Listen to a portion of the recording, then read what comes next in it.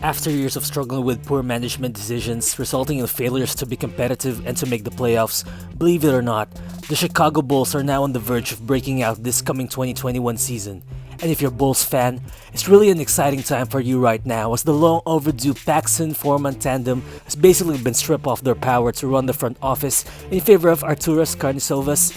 Well, this is the man responsible for putting together the current Denver Nuggets young core, so it's not totally surprising that the expectations for him to perform are kinda high.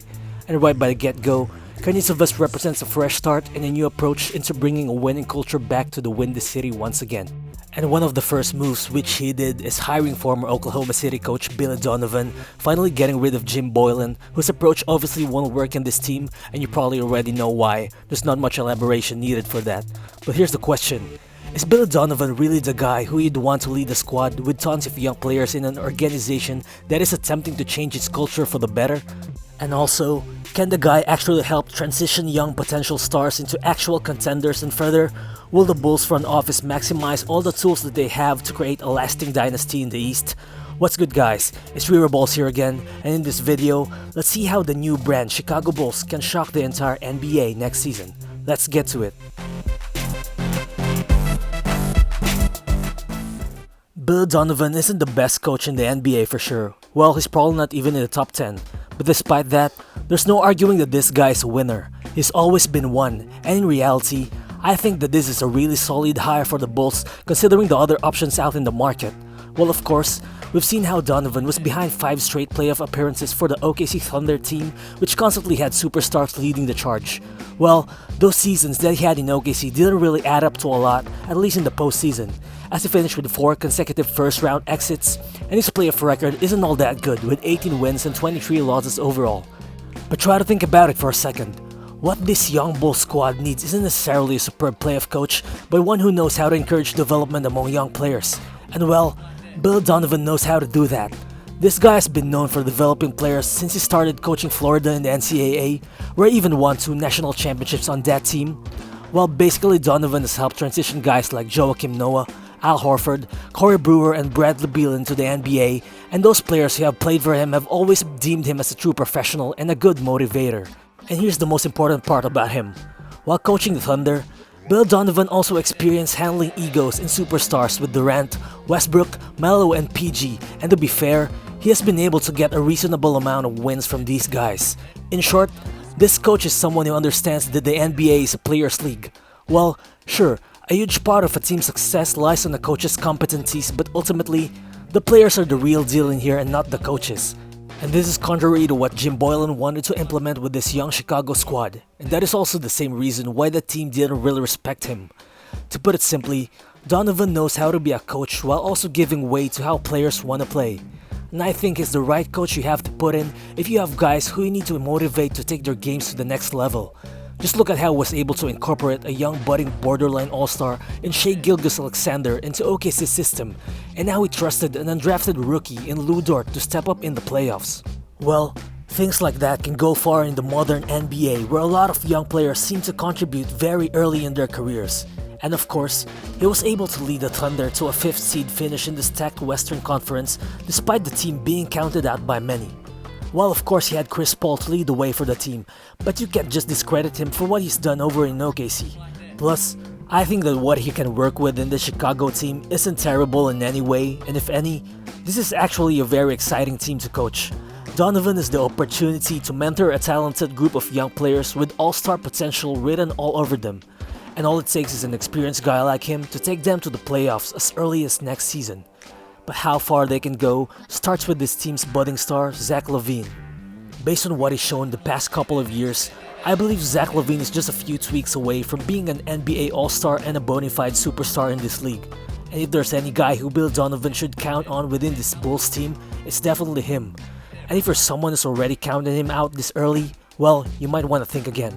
The guy is only 25 years old with tons of room to grow, and every season, he has shown steady improvements in his game, and in just the past 2019 to 2020 season, Lavine has registered all career highs in total win shares, box plus minus rating, and player efficiency rating, all while averaging 25.5 points, 4.8 rebounds, 4.2 assists, and 1.5 steals per game. And come to think of it, This guy hasn't really had a chance to play in a steady system since he entered the league and played in Minnesota since he had to play behind Wiggins and Towns. And also with his first seasons in Chicago, they didn't really have good mentoring via Fred Hoiberg and Jim Boylen. So most probably, this upcoming season could be the year where Lavine breaks out and becomes an all-star. Because this guy is no scrub. There's no question about that. I personally feel like he has the tools to be at par with guys like Jamal Murray, Donovan Mitchell, or even Jason Tatum if he plays in the context of a right coach. This past season, we've still seen parts of Lavine's weaknesses, especially in the defensive end, but Billy Donovan is a defensive-minded coach who has been able to improve OKC's defense year after year. So there's definitely hope for the Bulls if their team defense improves. And I think one thing that Zach Lavine needs to get better at is being a playmaker in crucial game situations, since the Bulls ended the season only as the 23rd ranked team in terms of team assists. And of course, if they're going to play with better playmaking and better pace as a team, another guy who needs to step up is Coby White. Well, the kid has shown flashes of greatness during the last 15 games of the regular season as he put up 20.3 points, 3.9 rebounds, 4.5 assists while shooting 37% from deep, which has helped him secure a position in the all-rookie second team.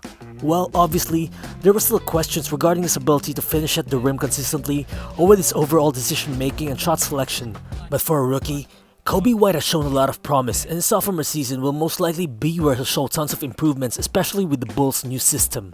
And of course, if Donovan wishes to jumpstart his coaching in Chicago the right way, he surely needs to help bring back the old ways of Lauri Markkanen. This guy is a legit stretch 4 with all-star potential, but unfortunately, we have seen a regression in his game the past season due to limited minutes and injuries combined. Last season, Markkanen's production dropped to 14.7 points in 29.8 minutes on the court, which is a significant regression from his previous season's numbers of 18.7 ppg in 32.3 minutes. And well, his usage obviously suffered due to Jim Boylen's system, which practically limited him to become a catch-and-shoot 3 guy. But maybe Donovan could help Lauri get his touches back and make him use his athleticism by making him attack to the basket more. And I feel like Donovan needs to encourage the team to take more mid-range shots, which might work for them more. Because based on last season's numbers, the Bulls took the 11th most 3-pointers in the NBA but were only good as the 23rd best 3-point shooting team. And back to Lauri, it seems like Chicago is still pretty high on him considering that the guys remained in Chicago during the NBA suspension, and it was reported that Karnisovas has been able to talk with him a couple of times to be able to figure out his role with the team better in the future. And while early indications weren't that good in terms of him and Wendell Carter Jr. sharing the floor together, if Donovan somehow finds a way to get these two big men to play better together, then it's surely gonna be a big win for the team, considering how talented both guys are and could be primed to be one of the most versatile young frontcourt tandems in the near future. Speaking of the future, Chicago owns the 4th overall pick in the 2020 NBA Draft, which is one of the highest picks they've had in a while. This is why the Bulls front office can't afford to mess this selection up. Well, we don't know how GM Mark Eversley and Karnisovas plan to go about this whole selection process, but obviously, the Bulls need to get the best talent available, while also addressing their playmaking needs. Well, as good as Deni Avdija looks like based on all the hype and all the mock drafts predicting him to go to the Bulls, honestly, I'm not as high on him as a fit for Chicago right now.